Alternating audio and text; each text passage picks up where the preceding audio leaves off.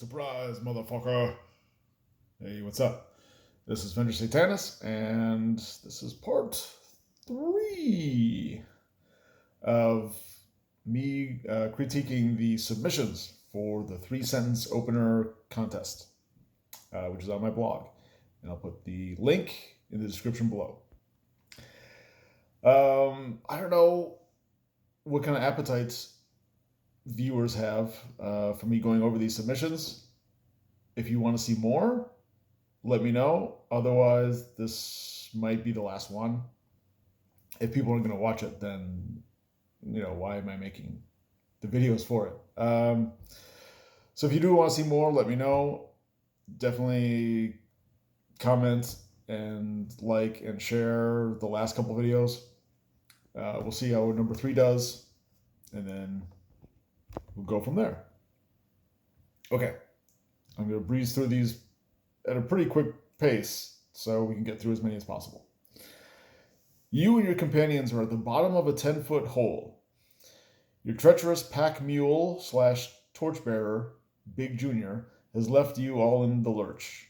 You can hear his obnoxious snicker, barely audible above the sound of the gold-laden chest being dragged away across the dungeon floor. Okay, it's painting a scene, and you know where you are. You're at the bottom of the 10-foot hole. You know why? Because I guess the pack mule / torchbearer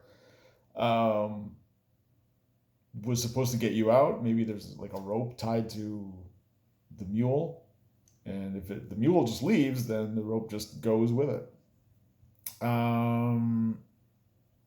There's motivation. Not only are you stuck in the hole, but you can hear the obnoxious snicker as the mule is going away. Plus, there's gold on the other side with the mule. So, yeah, that's good. It's not epic level world changing stuff, but it doesn't have to be. So, yeah, I think that's a good one. Okay, next. As your weary horses round the turn through the hills, you could see the stronghold ahead has fallen as well. Far behind, you can hear the chittering of the following shambling hordes. Everything changed once the moon opened its single huge eye, and safety seems to be impossible to find. Okay.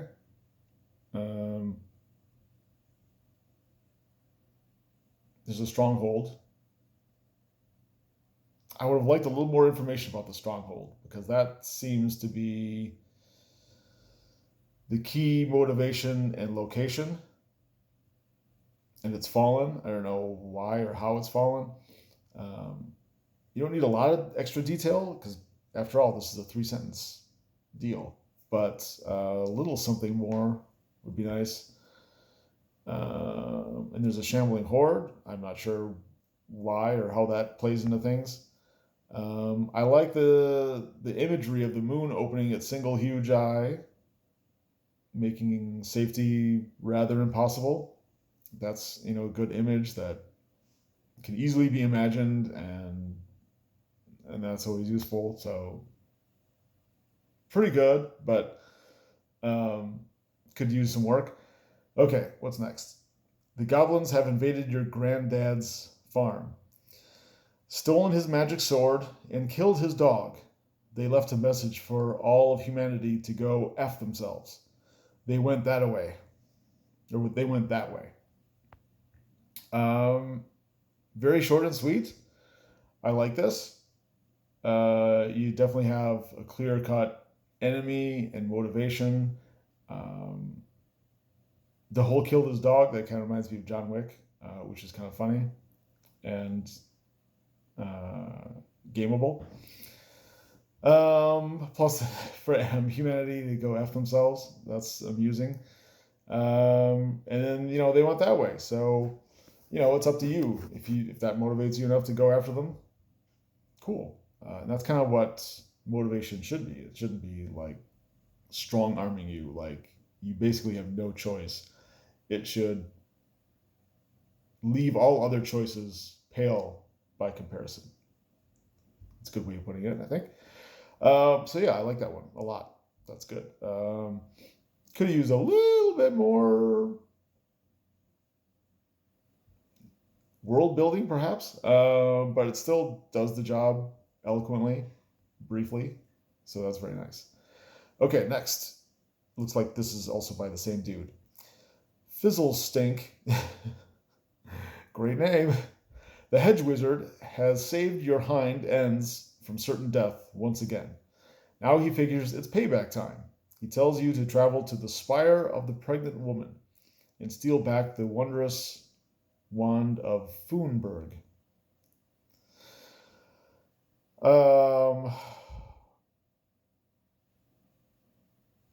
This one also has a sense of humor. I like the motivation or the hook that there's a wizard out there and he's been saving your butt multiple times.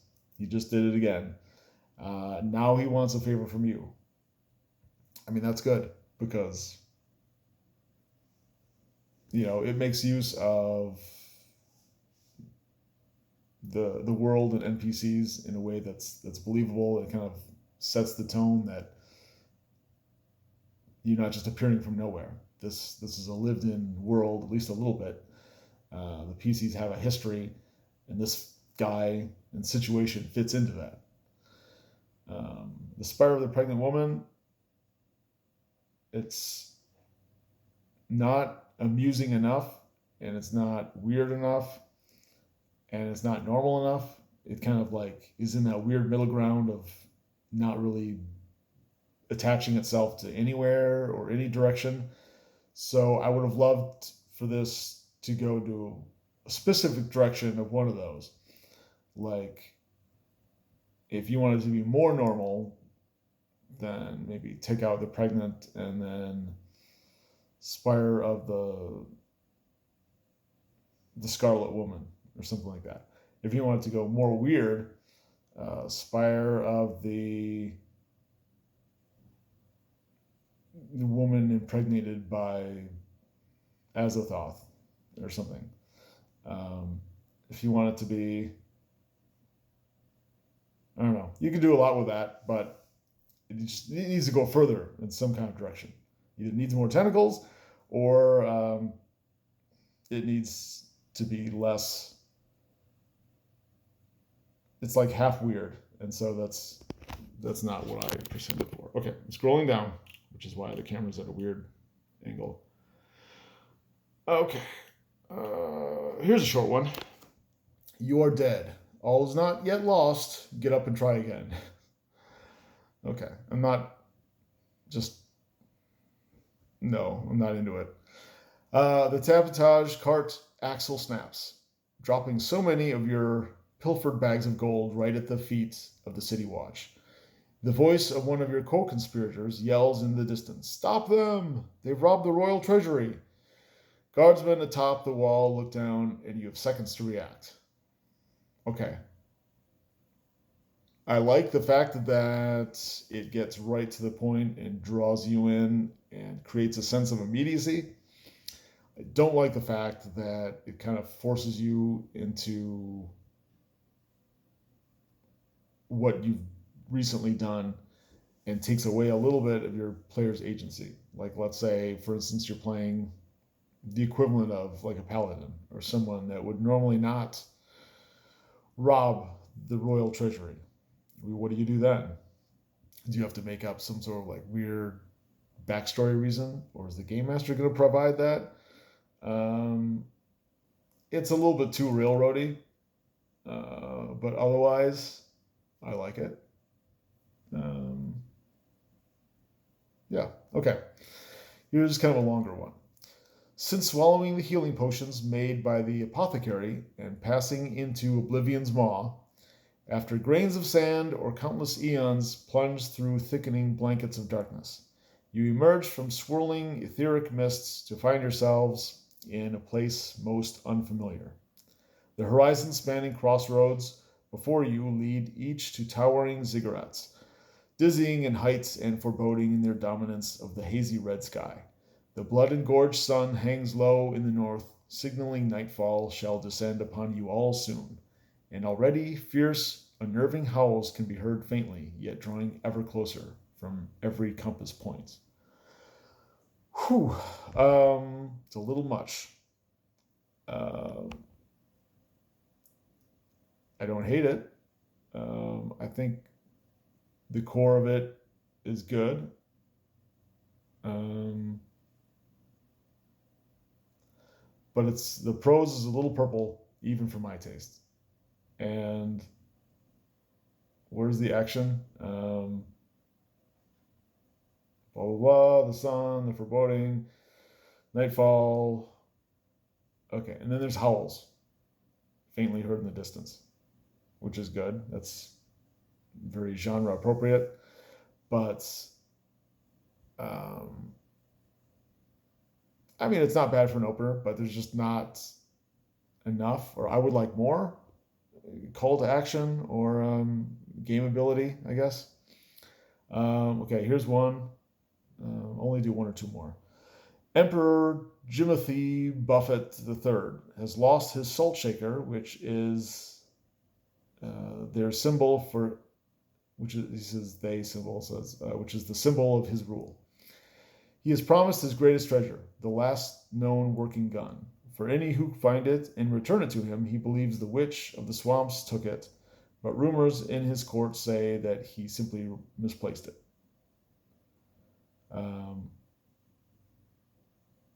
Okay, so I think this is kind of in a Gonzo vein, which is fine because it's kind of silly, I guess.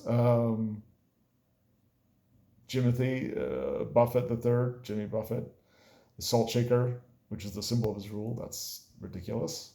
So, I mean, that's fine if you're going in that direction. There's promised treasure. There's a working gun for, okay. And you got to return it. The Witch of the Swamp. That just seems to come out of nowhere. I don't know, because that's also not very gonzo. So you have something gonzo, not really gonzo. And then the rumor at the end kind of like negates it. So I would take that out. And I would also switch the witch. So that was more gonzo. So it would like conform. Otherwise, it just seems discordant and not in a good way. All right, this next one's kind of short too. So we'll do one more. You've already managed to slip your dinghy alongside the massive steamship and slip aboard, avoiding the few stargazers out on the decks tonight. You keep your weapons hidden and your senses sharp. The cultists have to be somewhere here on the Titanic. Okay.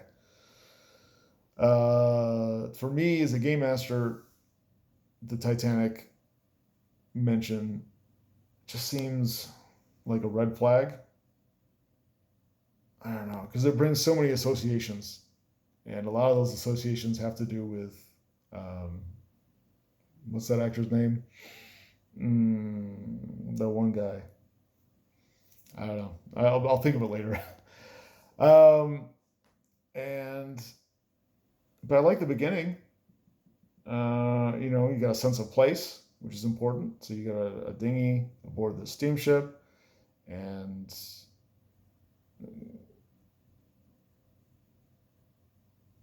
there's cultists. Let's see. Why are there cultists? And what exactly are you doing there? I know you have to deal with the cultists.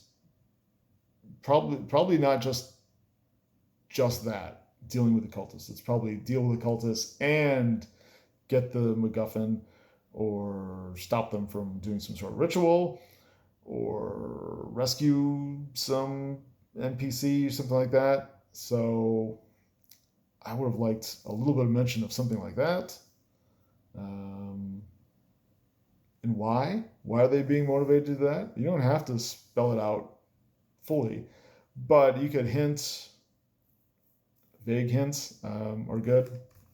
You could sort of mention in passing that the reason they're here and they're dealing with cultists and that they're on the Titanic, there's a reason behind that. And just for me personally, I would not use the Titanic. I would use, I don't know if it's supposed to be a period thing because of that or just pure name recognition. But you could swap that out with the SS Bernice just as easily and get the same kapow without the name kind of overshadowing everything else. If that makes sense. Okay. Let me know if you want to see number 4. Otherwise, I will just rate these and then declare the winners. All right.